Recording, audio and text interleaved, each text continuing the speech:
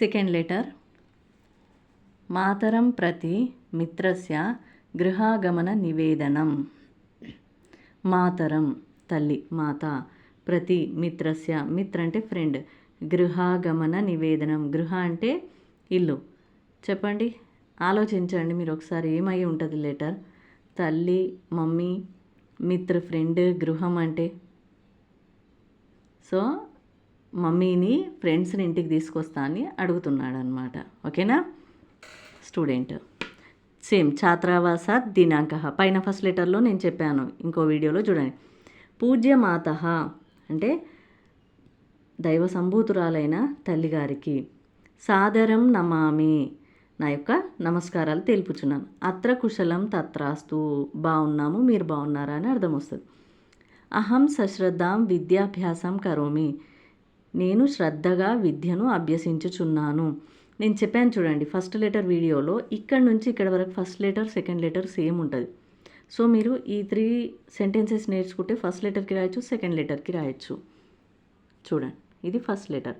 So first లెటర్కి రాయొచ్చు, as it is second లెటర్కి కూడా రాయొచ్చు. మీరు చక్కగా నేర్చుకోవాలి అక్కడి వరకు. 2 లెటర్స్కి యూజ్ అవుతుంది. అచిరేణ వార్షిక పరీక్ష. పరీక్ష అంటే ఎగ్జామ్, వార్షిక అంటే ఇయర్లీ ఎగ్జామ్స్ ఉంటాయి కదా, యాన్యువల్ ఎగ్జామ్స్ అన్నట్టు. భవిష్యంతి, భవిష్యత్తు అంటే ఫ్యూచర్లో, అంటే రేపైనా ఉండొచ్చు, వారం అయిన తర్వాత ఉండొచ్చు. మాకు వార్షిక పరీక్షలు ఉన్నాయి.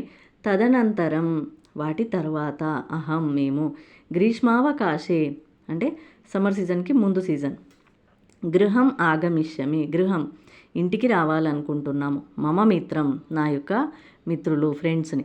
అపి అస్మాకం గృహం, ఇంటికి. ఆగమిష్యతి, ఇన్వైట్ చేయాలనుకుంటున్నాను. అహం అస్మాకం గ్రామం క్షేత్రం చ మమ మిత్రం దర్శయిష్యామి.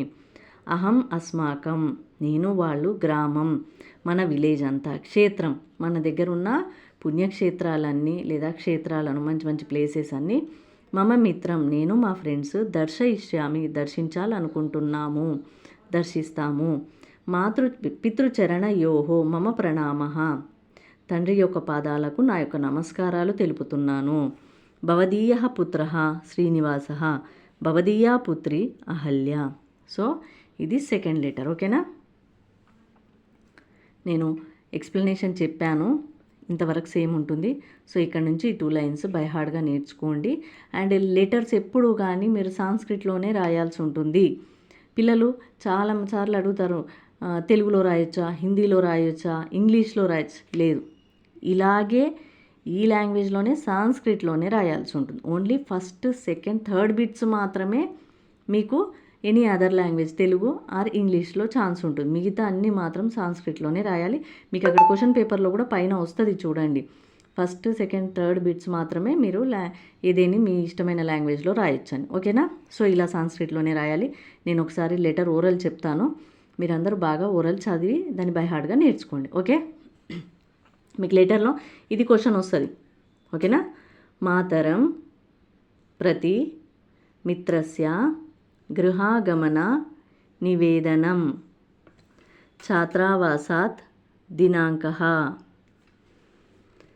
పూజ్యమాతః సాదరం నమామి. అత్ర కుశలం తత్రాస్తు. అహం సశ్రద్ధాం విద్యాభ్యాసం కరోమి. అచిరేణ వార్షిక పరీక్షాః భవిష్యంతి. తదనంతరం అహం గ్రీష్మావకాశే గృహం ఆగమిష్యామి.